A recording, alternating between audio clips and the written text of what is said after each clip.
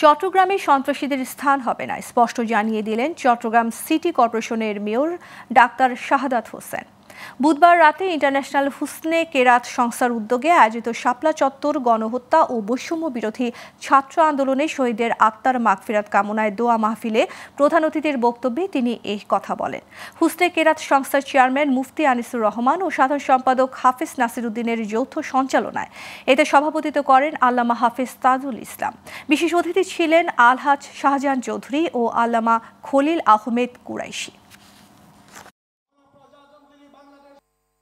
আওয়ামী লীগ যুবলীগ ছাত্রলীগ কোন জায়গায় মিছিল করতে পারে না।